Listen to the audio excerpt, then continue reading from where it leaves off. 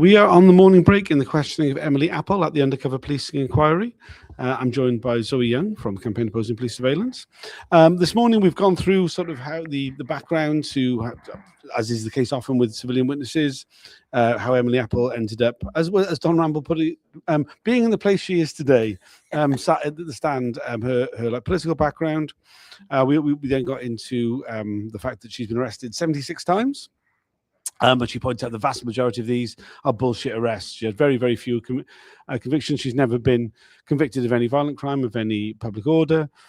She talks about her commitment to direct action. We went through a bunch of the reporting on her. I mean, first, very briefly, looking at HN77, Jackie Anderson, and HN14, Jim Boyling. Both of which she doesn't remember as people, but did report on her. She was reported on by a great number of undercover officers. And then we got into the beginning of what I feel is the majority of the reporting of the day, which was by HN3, cover name Jason Bishop, who we heard from a couple of weeks ago at the inquiry. There was quite a bit there.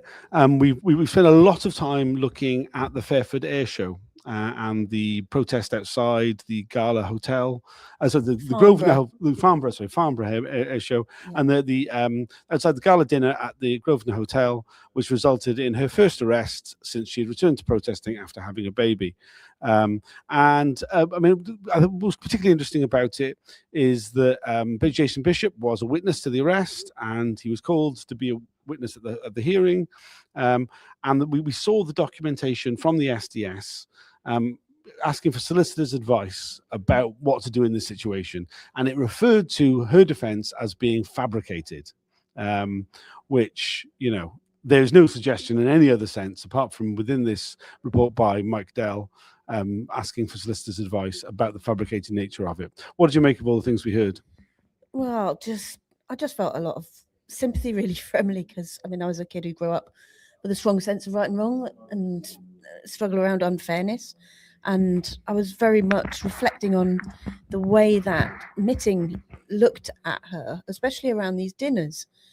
And I was wondering, you know, is this because of the reporting, or is it because he's like, you know, he's a Catholic, he sort of seems to have his own moral sense. And the way she was talking about these dinners where all these politicians are there with these arms dealers, and she was a new mum, and she brought babies covered, you know, she brought dolls covered in blood, and fake blood, sorry, yes, as part of, they were going to give us an award or something to. So I mean, the idea was for some sort of street theatre, yeah. And it was clearly very sketchy what the actual plan was to present them. And I remember at the time that they were used quite extensively during that period at Dicey and other places. People would have them strapped to their bicycles, and they were kind of used as props. People had them on even on placards and banners. I remember them being. It was a bit of a prop for the kind of. You know, kind of visualizing the reality of what these very swanky dinners actually are about. They're about killing and maiming children. Exactly, which you know, and the fact that you've got a new mum willing to do that. I think my feeling, I don't know if I'm wrong, but I was wondering if that was kind of getting through to the judge a little bit. To that point, he was really looking at her a lot about that issue. One of the things, just casually throwing in the word fabricated, I think that is just so casual. And Mitting seemed keen to say that, oh well, Bishop hadn't claimed it wasn't him. Well, then who was it? Who was? I mean, more importantly, I mean, it was pointed out that we've got huge numbers of missing reports from Jason Bishop, particularly from this period, and we don't know what else he was saying in his reports. The reports we've seen do not contradict any of the evidence that Emily Apple has given. One thing that was very interesting was that when we compared what was in the reports, which made great stall of the fact that Lord Rothermere. It wasn't Lord Rothermere, was it? Lord Robinson. Some fucking nibs was going to appear at this gala dinner, and that it was claimed that the activists were aware of this and they were looking to target him specifically. As Emily pointed out, we have no idea who's going to these arms fair gala dinners, and I mean, it's not really about who the individuals are. We never get to see them because the nature of the security operations that are deployed at these events. There are numerous other entrances. They make a great effort to make sure that dignitaries are not having to witness protests against them. So people are brought in through these other entrances. I mean, often, the cars pull up, in the bay behind a wall. You don't actually see people. It's not really about that. And I mean, and I think this was, just this sort of this way in which, when you look at the reports, it's very personalized. Oh, they're going after this dignitary, that dignitary, this, like famous name in politics or business or whatever. And as Emily, I think, really effectively pointed out, that's not how we approach it. It's not about that. It's not about what we know these individuals are there because we see the speeches afterwards. It's about the power. It's about the influence that, as she pointed out, BAE Systems had more private meetings with government ministers than any other company during this current government.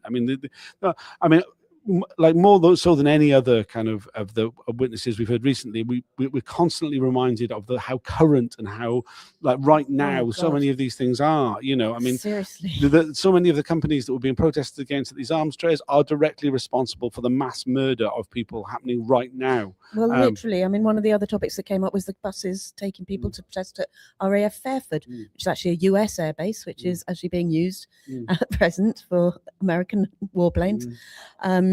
And those buses, there was three different actions over a period of months, which Emily was involved in organising the buses, and Bishop was around. They were working together the whole time. He clearly knew that they were organising these buses. Now, I was on one of these buses, and we were kidnapped in Lechlade in Gloucestershire. We were stopped by the police for 2 hours, searched for everything, and then they basically turned the buses round, sent us back to London, threatened the drivers with arrest if they even slowed down. We had helicopters buzzing us. They closed every exit and entrance to the M4. They literally closed the M4 motorway. BBC wouldn't report it. I was at the time selling a lot of footage to the media, and I was ringing them up from the bus saying, I've got this footage of this most surreal incident that is still ongoing. And they were like, oh, that's really interesting. Hang on a minute. Came back on the line. We're not covering that. Goodbye.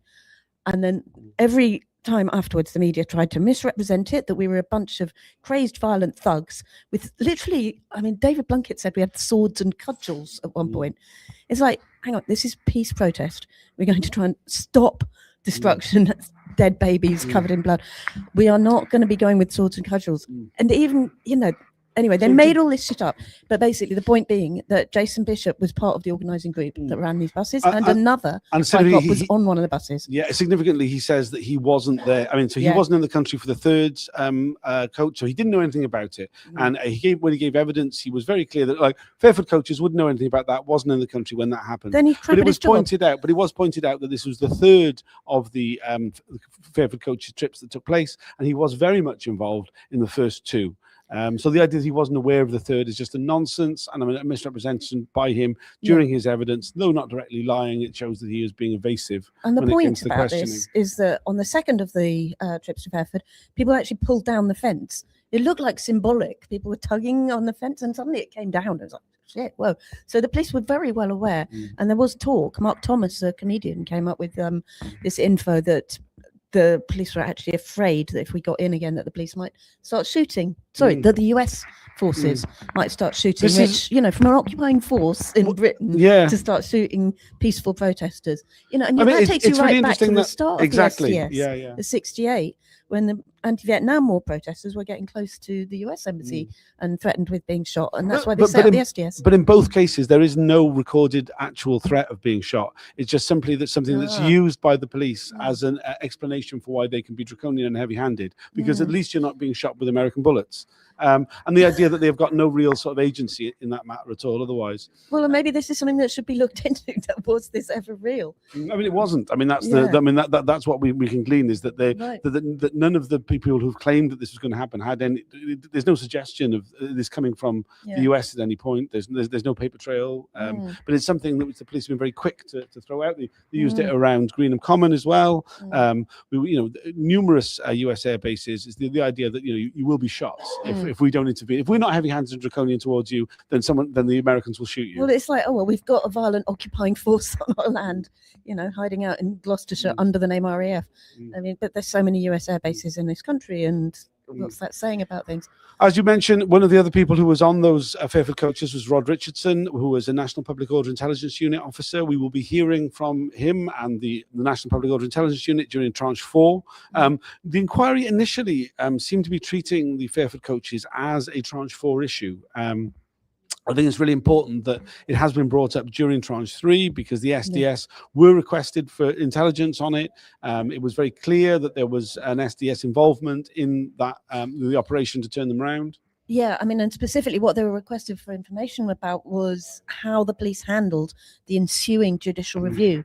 So a group of us who were on the buses, like most of us, 120 or something, we took a judicial review, and that whole process took like 10 years, I think, until it completed. And we won it in the end. We got a grand or so compensation, which for amount of work and time put into it. Was, Anyway, the point being that the police seem to have been lying throughout that Who'd have whole thought it? process because they claimed that they had no way of potentially knowing who we were, who was on the buses, etc.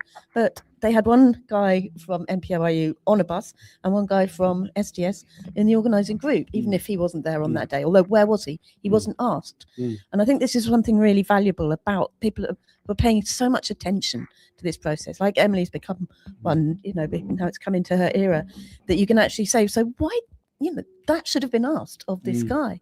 Why wasn't he there that day?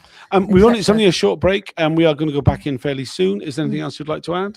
Oh, just tell the world to like, share, send Tom some coffee money, and come down. Seriously, come down. I've come all the way from Cornwall again for this, just because it's only by having multiple brains. You know, you might think you've got nothing to contribute, but the fact is you might have been on that one demo where they're lying about, and you might be the only person who knows that they're lying about it, because you can't expect Tom or Evelyn or Chris or any of the people who are here all the time to know everything. It's not fair.